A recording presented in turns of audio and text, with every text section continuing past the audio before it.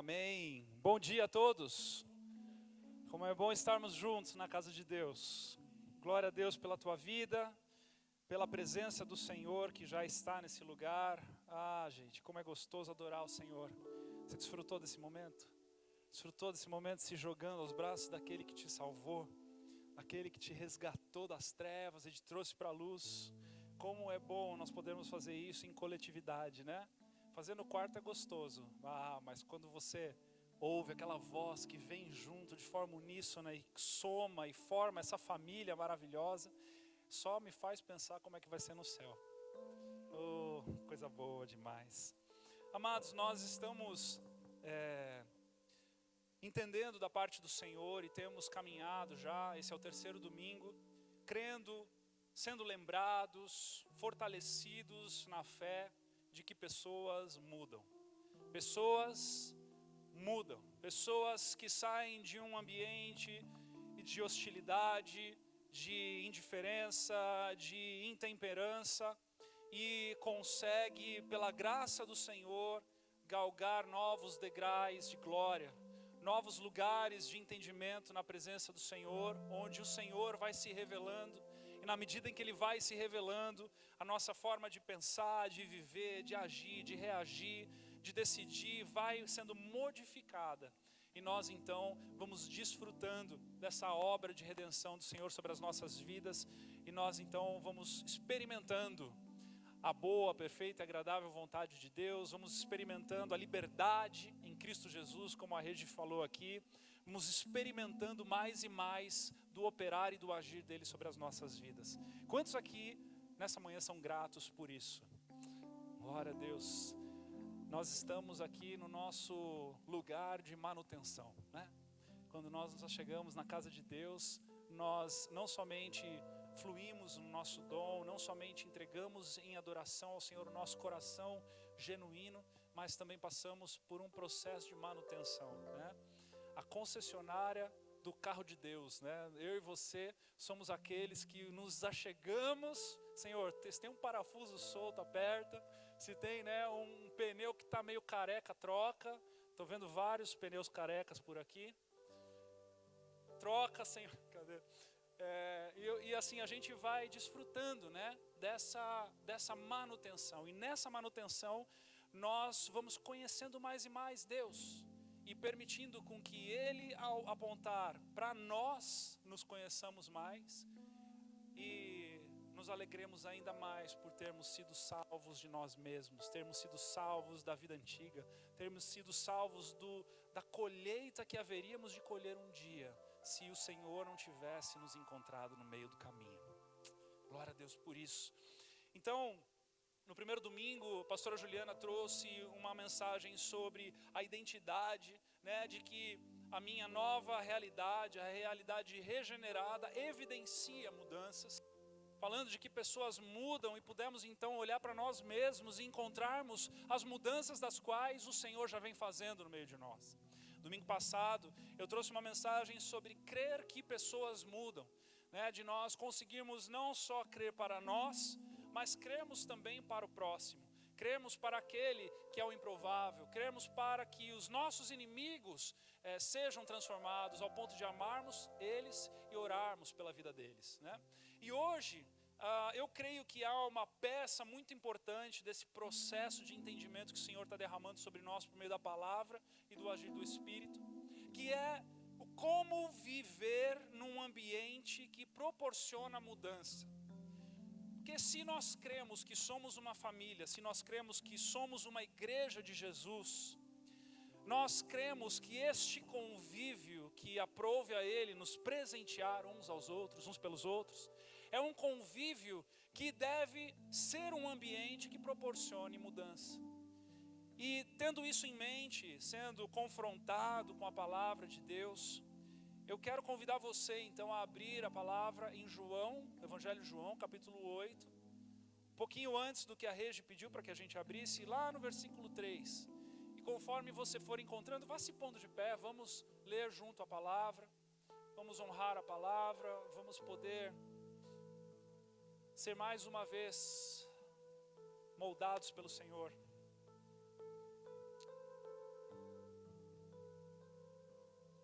João capítulo 8, a partir do versículo 3, nos conta uma história. Diz assim: os mestres da lei e os fariseus trouxeram a Jesus uma mulher surpreendida em adultério. Fizeram-na ficar em pé diante de todos e disseram a Jesus: mestre, essa mulher foi surpreendida em ato de adultério. Na lei, Moisés nos ordena apedrejar tais mulheres. E o Senhor o que diz? Eles estavam usando essa pergunta como armadilha, a fim de terem uma base para acusá-lo. Mas Jesus inclinou-se e começou a escrever no chão com o dedo.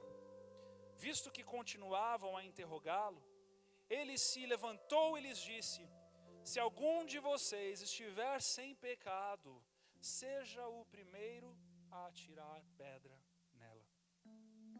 Inclinou-se e novamente continuou escrevendo no chão.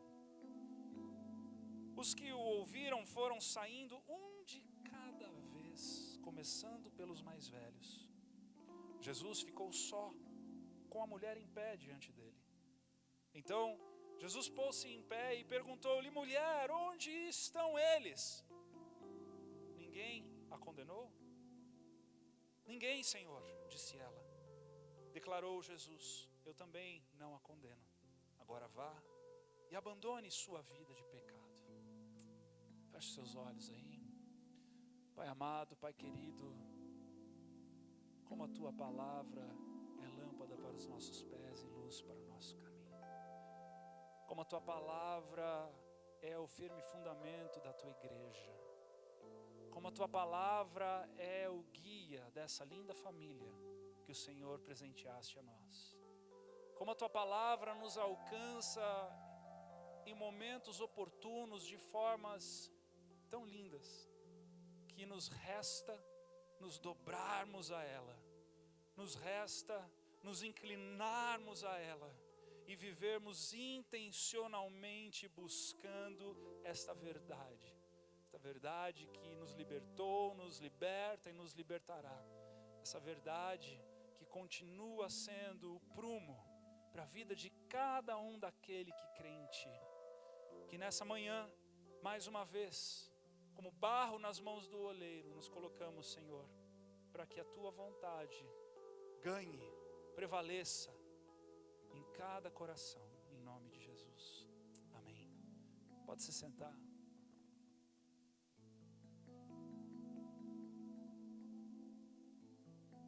Que sinuca de bico, muitos diriam. Jesus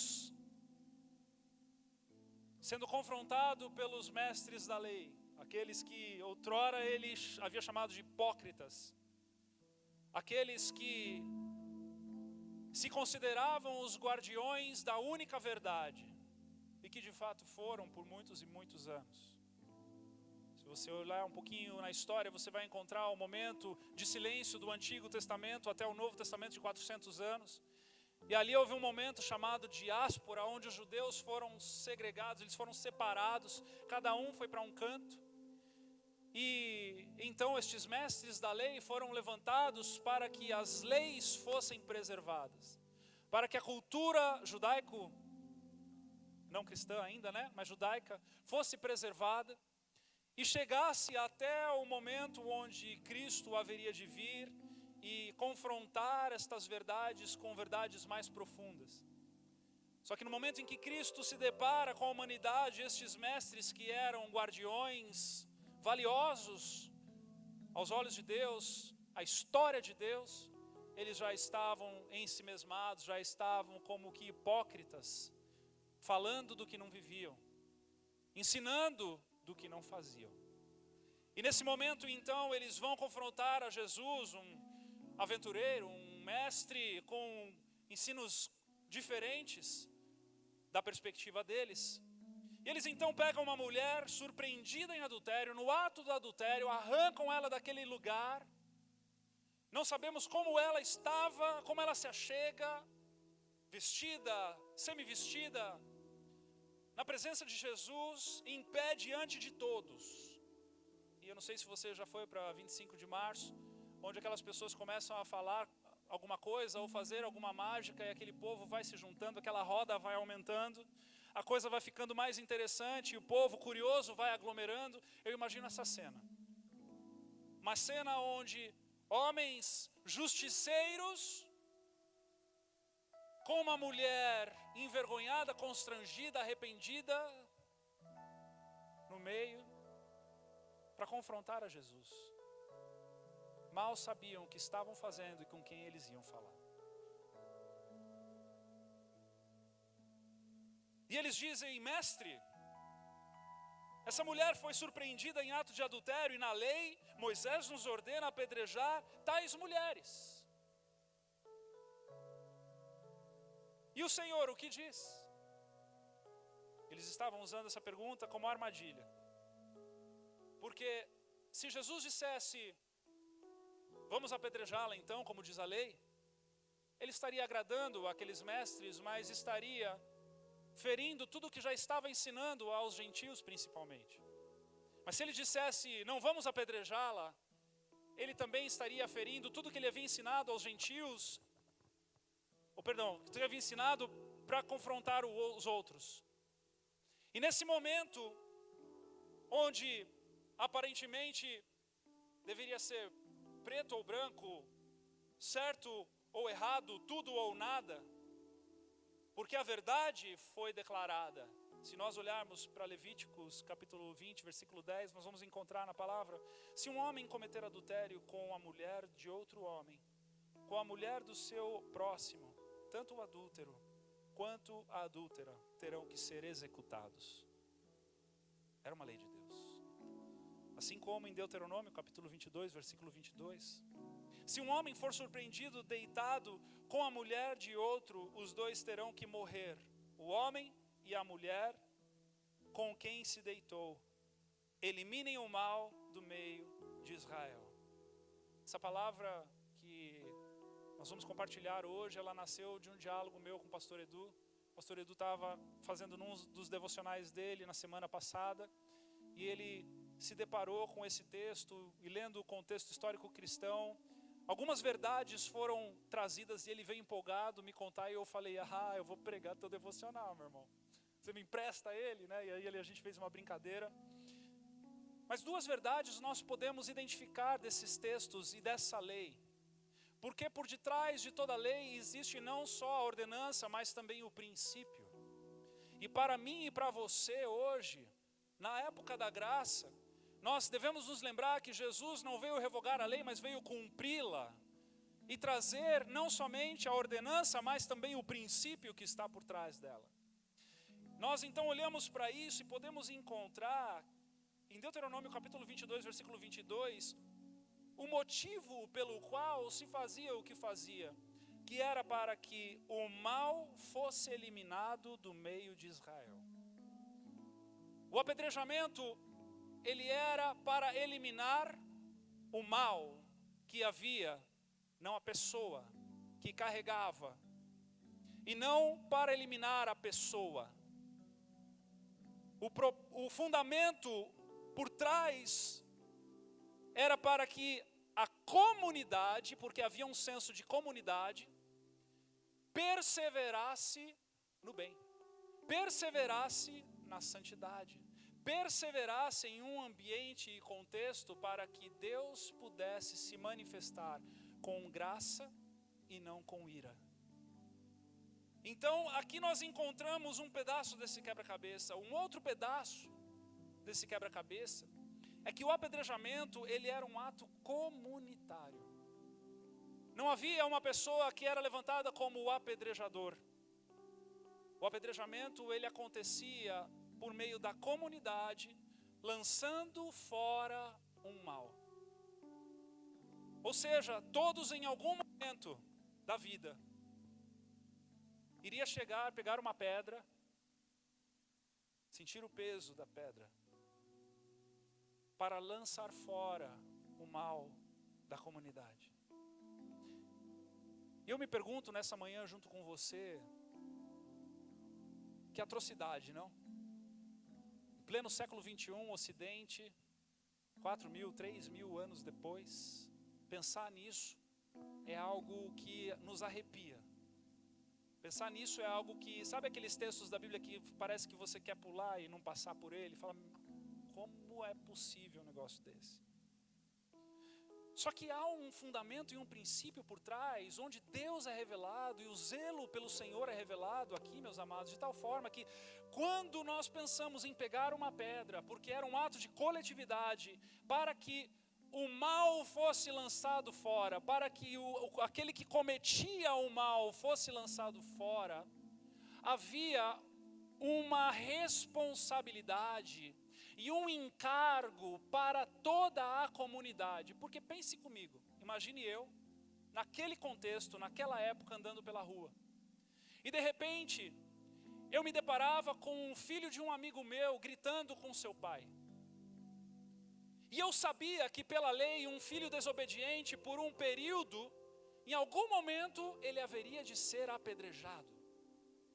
E eu haveria de ser um dos que carregaria essa pedra e lançaria essa pedra no filho desobediente do meu amigo. Será que eu, antes de que isso ocorresse, não me envolveria com a situação? É claro que sim. É claro que por amar o meu amigo, amar o filho do meu amigo, eu correria até ele e diria, ei, não faça isso. Não faça isso. Porque eu não quero lançar o mal sobre você. Eu não quero que você colha as consequências de carregar essa desobediência. Eu me envolveria profundamente e eu diria, não faça isso, não vá por este caminho. Porque eu sei que o fim seria trágico demais para eu suportar. Ou seja, a frase popular que diz, isso não é problema meu, não cabe na igreja. Porque quando nós vemos alguém escolhendo o caminho do mal, é problema meu, é problema teu. Este é o princípio que está por trás da ordenança. Era um ato comunitário, era um ato do qual todos estavam envolvidos. Então, não faça como alguém que desdenha do mal alheio. Não faça como alguém que olha e finge que não é com ele. Porque todo mal praticado no meio de nós está diretamente ligado a mim e a você. E esse é um ambiente que nós precisamos compreender e encarnar e vivenciar para que seja um ambiente que proporcione mudança. Porque quando eu finjo que não é comigo, eu não proporciono mudança. Quando eu passo reto e vejo, ixi, essa pessoa está escolhendo um caminho mau e não faço nada, eu não faço parte da mudança e eu não proporciono um ambiente de mudança. É como se eu estivesse dizendo que eu creio em mudança, mas eu não estou agindo para tal. Agora, como Jesus haveria de lidar com essa situação, conhecendo o princípio, até porque na segunda parte do versículo 6, o texto diz que Jesus inclinou-se e começou a escrever no chão com o dedo. Sabe aquelas partes da Bíblia que você fica assim, pensando que o dia que você for para o céu, você vai descobrir o que é que ele estava fazendo ali. O que ele estava escrevendo? Será que ele estava desenhando? A única coisa que me passa pela mente é que este dedo, que passeava naquela areia, foram os mesmos dedos, ou foi o mesmo dedo, que engravou os 10 mandamentos em uma tábua. O dono da lei, o autor da lei, das quais as 613 leis mosaicas surgiram, o autor estava ali, perante os donos da lei.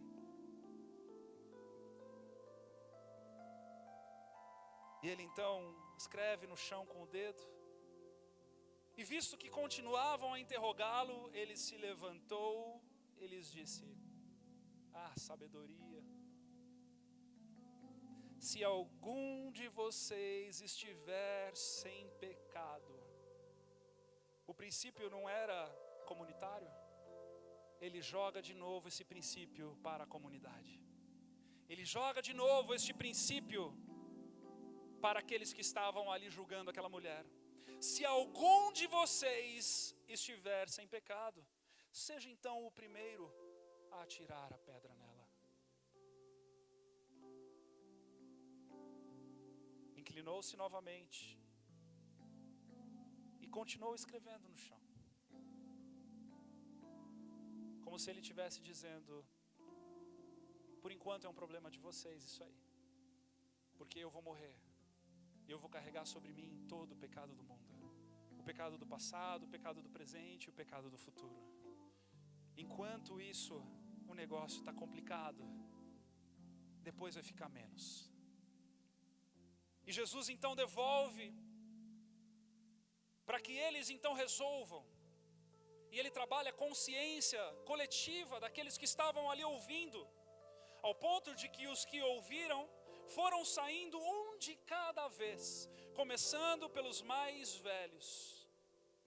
Jesus ficou só com a mulher em pé diante dele. Sabe, amados, Jesus pagou o preço na cruz para que todo o mal fosse extirpado daquele que nele crê.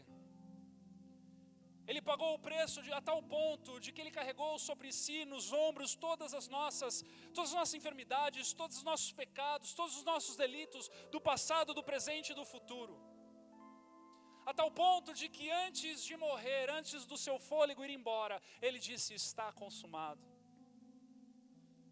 Mas quando nós olhamos para esse contexto, nós também precisamos nos lembrar, e parece que não combina de primeiro momento, quando nós vamos ler em 1 João, capítulo 1, versículo 10, se afirmamos que não temos cometido pecado, fazemos de Deus um mentiroso, e aqui é uma pegadinha para nós, e a sua palavra não está em nós. Como que Jesus carregou na cruz todo o pecado, mas se nós dizemos que não temos cometido pecado, afirmamos que Deus é um mentiroso? Bem, da verdade é que Ele nos chama para vivermos em uma novidade de vida. E nessa novidade de vida nós temos o privilégio de sermos a habitação do Espírito Santo. E aquele que nos convence do pecado, da justiça e do juízo, está constantemente nos limpando, nos lembrando, nos lavando, nos guardando, nos transformando, para que Ele possa olhar e se alegrar em nós. Mas também é verdade, e se não falamos isso, dizemos que Deus é mentiroso, que nós temos sim cometido pecados. Nós andamos justificados em Cristo Jesus, que pagou o preço por nós, ainda cometendo pecados, mas com o futuro garantido em Cristo Jesus. E o que isso nos lembra de que não podemos ser estes acusadores. Nos lembra de que a obra de redenção foi para todos, inclusive para mim. Nos lembra de que para que o Senhor possa ser glorificado, o meu ponto de partida tem que ser eu como um outro pecador, todas as vezes que eu vou falar com alguém, porque senão provavelmente eu vou parar no papel de juiz de alguém. Se eu e você queremos um ambiente que proporcione mudança no meio da nossa família, da nossa igreja, lembre-se, toda vez que você for exortar alguém, toda vez que você for olhar para alguém, para uma infelicidade, para uma decisão que não foi tão boa, para um pecado cometido, para uma conduta que te entristece, lembre-se que o ponto de partida tem que ser você, assim como você está, para que a conversa seja de pecador para pecador, de pecador para pecador, de imperfeito para imperfeito, para que a graça, o amor, a compaixão, a misericórdia, o coração contrito e quebrantado permaneçam nessa conversa, para que nós possamos entender que é só por Ele e através dEle. Para que nós possamos entender que foi o Senhor que nos abriu um novo e vivo caminho. E de que nós não somos merecedores de nada a não ser do juízo eterno.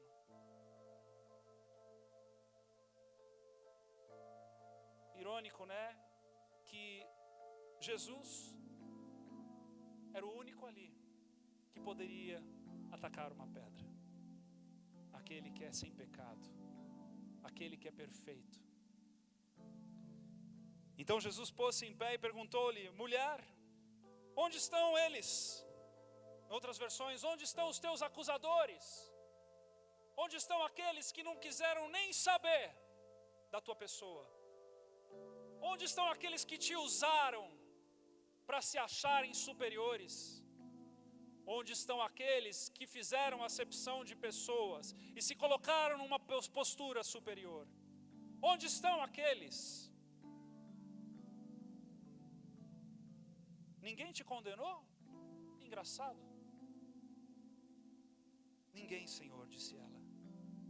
Declarou Jesus: eu também não a condeno.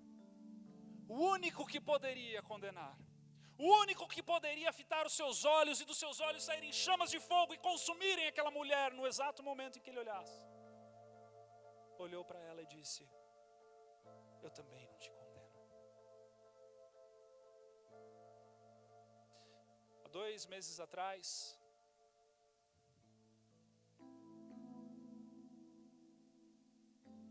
mais ou menos 2 meses atrás, em casa, onde aparentemente não seria um daqueles dos mais top, quando aparece o discipulador e 2 ou 3, que você se lembra daquele versículo que onde 2 ou 3 estão reunidos, o Senhor está presente, porque a maioria faltou. Um dos discípulos chega ao seu discipulador e diz: eu quero te dar um presente. E ele então entrega esta corda ao seu discipulador. E ele diz: eu errei muito na minha vida. E o peso era tão grande que eu estava pensando em tirar a minha vida. Então eu entrei num vídeo do YouTube e aprendi a fazer o nó. Comprei a corda, aprendi a fazer o nó. E eu estava aguardando o momento certo de ceifar com a minha vida. Mas sabe, meu discipulador, eu encontrei um ambiente onde irmãos olharam para mim. Eu olhei para eles e eu não vi pedras nas mãos.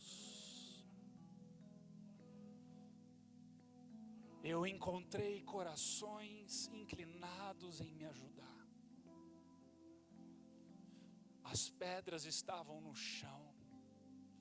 E eles puderam me amar, e ao me amarem, eu me sinto à vontade hoje em entregar os meus planos de morte.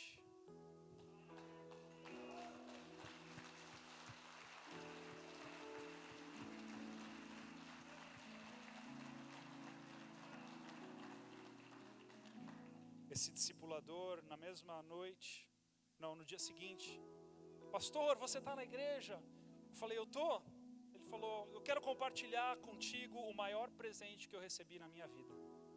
E aí ele veio aqui e me entregou isso aqui. E sabe o que a gente faz com isso aqui? A gente joga nos pés da cruz, no lugar em que tem que ficar. Amém? Amados, isso aqui é de verdade. A tua história é de verdade. Os teus desafios são de verdade, as tuas fraquezas são de verdade, as tuas aflições são de verdade, as tuas guerras são de verdade. E nós precisamos ser de verdade uns com os outros. E a graça de Deus tem que ser de verdade entre nós. O amor de Deus tem que ser de verdade entre nós. Nós não estamos aqui numa competição de quem sabe mais, de quem faz melhor e quem faz mais bonito, que vai ganhar uma medalha. Isso também existe. chamado galardão, mas é o Senhor, o justo juiz, que se assenta no seu alto e sublime trono. A mim e a você cabe a compaixão, o amor, a graça, a misericórdia. A mim e a você cabe olharmos de igual para igual e caminharmos juntos, lado a lado.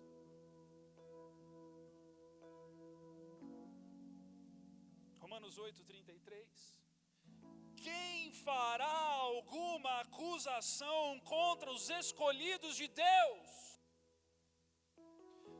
É Deus quem os justifica. Não podemos, amados, permitir com que enquanto Deus justifica, nós condenamos. Enquanto Deus perdoa, nós não perdoamos. O ambiente de igreja deve ser o ambiente de maior compaixão, graça, amor, paciência, longanimidade, benignidade, domínio próprio, fé, esperança. Porque senão não é igreja, é fórum. Isso aqui não é um fórum, é uma igreja. Largue as pedras das tuas mãos. Largue as pedras das tuas mãos.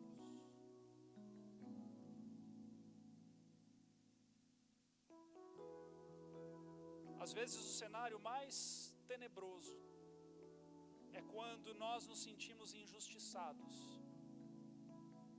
e nos tornamos como que por direito, já que estão com pedras mirando para mim, eu também vou levantar as minhas. Não faça isso.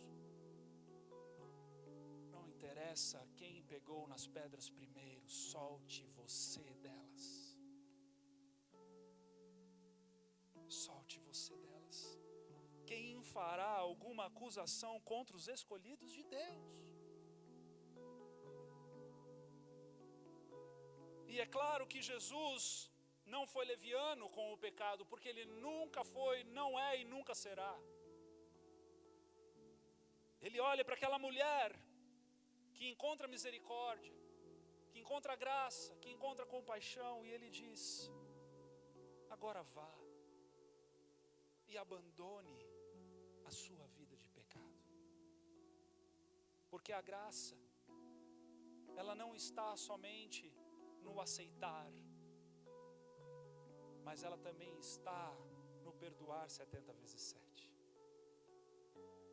Ela também está naquela caminhada que às vezes você faz com pessoas há 5 anos, 8 anos, 10 anos, e você diz assim: elas não mudam. Meus amados, quantas vezes eu desacreditei de pessoas. Eu me coloco aqui nessa manhã perante vocês como culpado também. Quantas vezes eu não olhei para uma pessoa que não mudava, 1 ano, 2 anos, 3 anos caminhando com ela, sempre a mesma temática, sempre a mesma situação, e eu deixei a amargura tomar conta do meu coração, eu deixei a incredulidade tomar conta do meu coração, e quando eu vi, eu já estava a rejeitando. Quem sou eu para rejeitar alguém? Deixai vir a mim os pequeninos.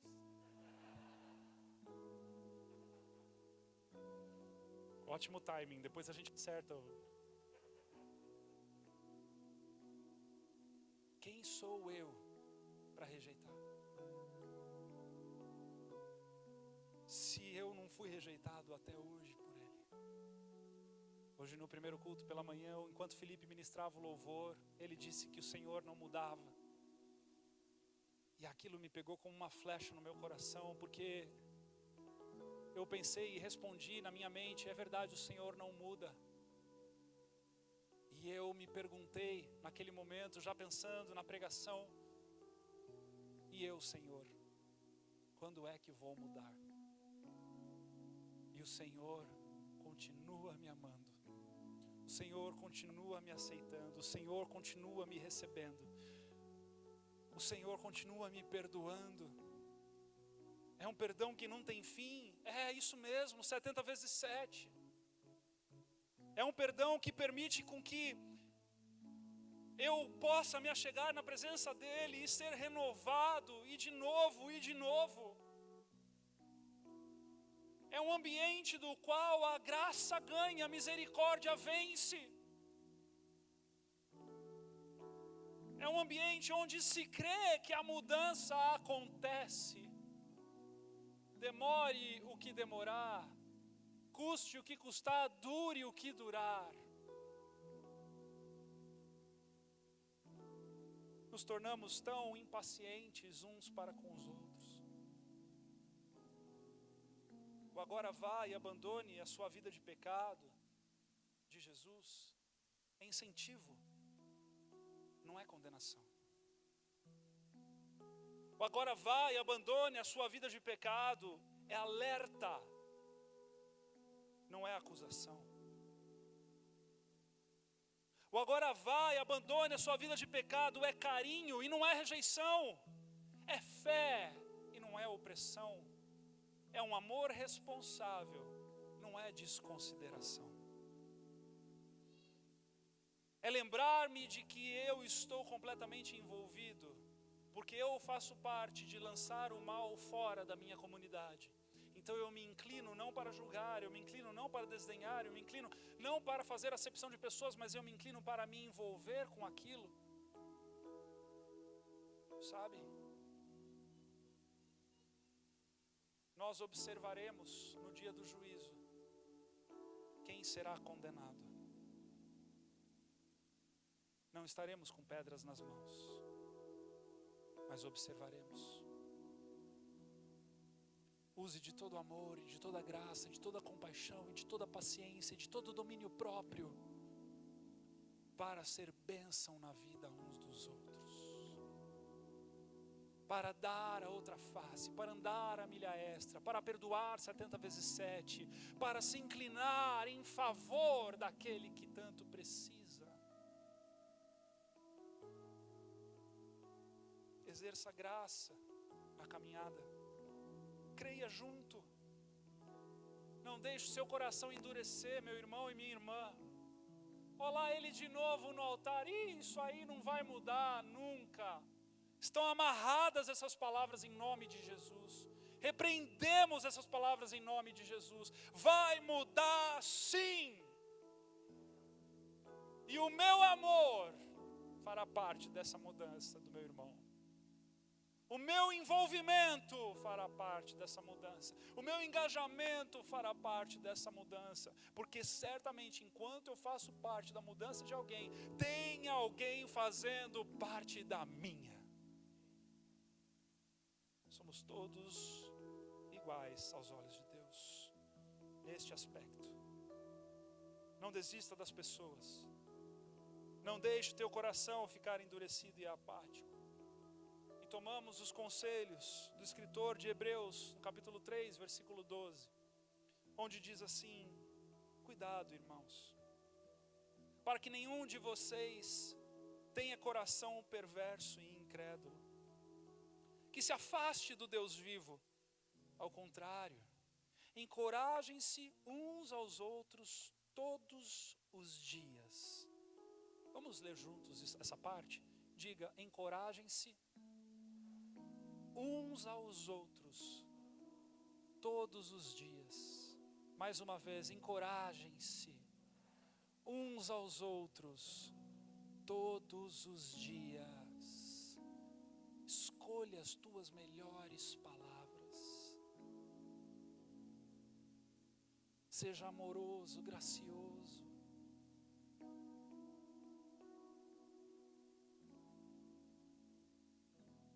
Durante o tempo que se chama hoje, de modo que nenhum de vocês seja endurecido pelo engano do pecado, pois passamos a ser participantes de Cristo, desde que, de fato, nos apeguemos até o fim à confiança que tivemos no princípio. Jesus pagou um altíssimo preço para que eu e você pudéssemos desfrutar deste ambiente de graça, deste ambiente de perdão, deste ambiente de misericórdia. E somos lembrados constantemente, de forma rítmica, pela ceia, de que somos um em Cristo Jesus.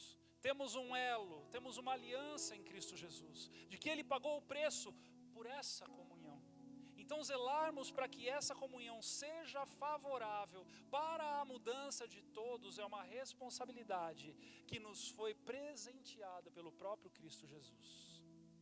Foi quando Ele olhou e Ele disse: vai ser assim, vai ser pela loucura da pregação, vai ser pela misericórdia, vai ser pelo perdão, vai ser pelo ferro com ferro se afiando, vai ser em congregar numa igreja 10, 15, 20, 30 anos junto com o mesmo fulano, o mesmo beltrano, vai ser daquele que é conhecido por todos, daquele que fazia coisa errada, que vai começar a fazer coisa certa, e que às vezes vai continuar fazendo coisa errada, e a igreja, a comunidade vai ter que ter graça e misericórdia.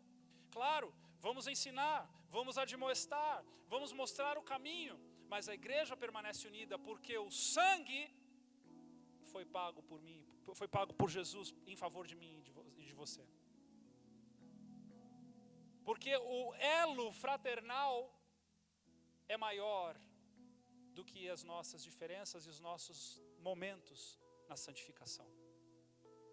E nós precisamos entender isso se nós queremos construir da nossa casa, da nossa igreja, um ambiente de que pessoas podem mudar. Vocês sabem que nessa igreja nós temos discipulado.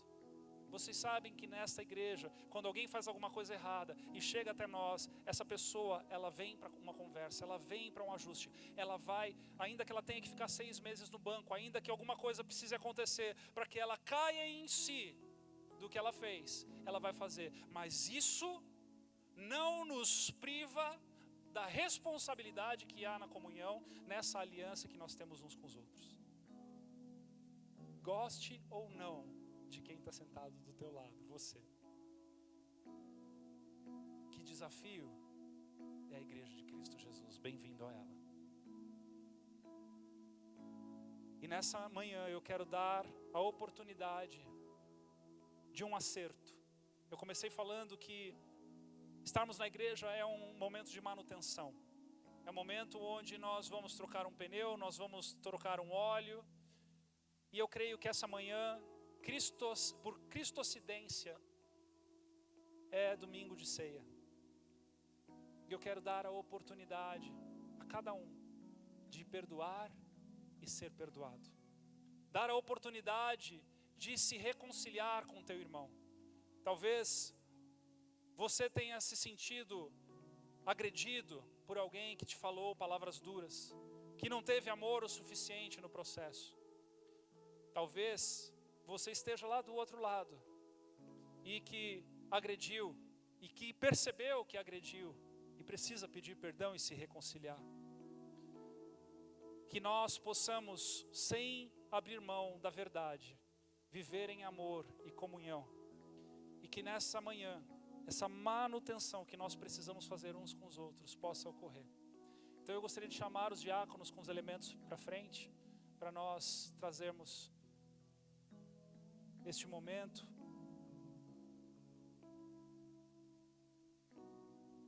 Assim como fizemos no primeiro culto, eu vou pedir para que seja colocado já uma música, para que ninguém precise ficar aqui em cima. Inclusive eu vou descer. Se eu te magoei, se eu te chateei em algum momento e você precisa liberar perdão para mim, talvez eu nem saiba, eu estou aqui também para trocar a ceia contigo. Nós precisamos dessa manutenção, amados. Nós precisamos caminhar em paz e união e fraternidade. Nós precisamos entender que isso tudo é de verdade e as nossas palavras ou elas servirão para a edificação ou elas farão um desfavor na vida e no processo de alguém. Então, na noite em que Jesus foi traído, Ele tomou o pão, partindo o pão, disse: este é o meu corpo partido por vós. Todas as vezes que vocês comerem, lembrem-se de mim. Semelhantemente, Ele pegou o cálice do fruto da videira, o cálice da nova aliança, levantou e disse: este é o meu sangue vertido por vós. Ele tomou e entregou também aos seus, e juntos ali eles cearam. Nesse momento que nós temos os elementos onde nós nos lembramos do corpo que foi moído pela comunhão dos santificados. Nós estamos aqui nessa manhã tendo o privilégio de fazermos uma manutenção para que a nossa família esteja unida. Se você participa de uma família normal, você sabe do que eu estou falando.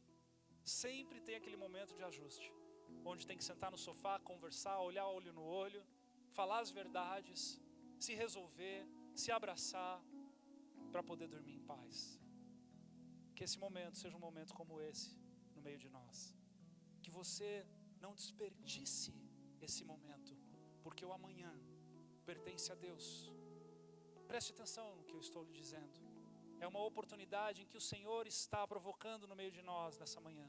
Se há alguma situação que está em aberto, se há algum pedido de perdão que precisa ser feito ou liberado, em nome de Jesus, a oportunidade é hoje, é aqui e é agora. Vamos ficar de pé.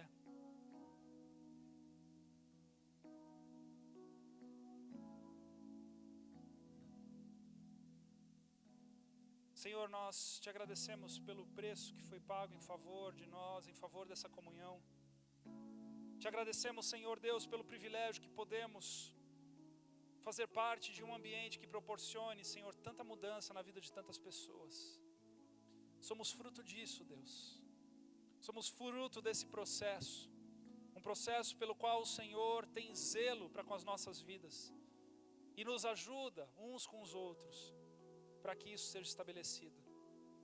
Então, nessa manhã, enquanto nós tomarmos dos elementos da ceia, a nossa vida possa ser impactada e o Espírito Santo possa nos lembrar, nessa manhã, se há alguém que nós precisamos pedir perdão, se há alguém que nós precisamos liberar perdão, se há alguém que precisa ver uma manutenção, para que possamos trocar os elementos da ceia, para que possamos cear juntos. Em nome de Jesus, que o Senhor nos providencie essa oportunidade, que o Teu Espírito Santo que habita em cada um de nós aqui nessa manhã, tenha liberdade de fluir de forma ordenada, de forma grandiosa, de forma tal a gerar cura, santificação, unidade e comunhão no meio de nós.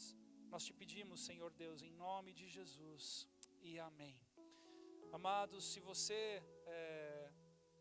vai participar desse momento, então eu quero dar algumas coordenadas. Nós vamos ter aí uns 5, 10 minutos nesse momento de liberdade, para que você possa então pegar os elementos da ceia e encontrar alguém que você precisa, que o Espírito Santo te incomodou.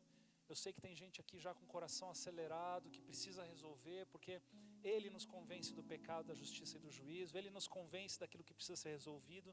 Então, em nome de Jesus, que você desfrute dessa oportunidade nessa manhã. Vamos então fazer isso? Deus te abençoe no processo, e já já a gente se vê de novo.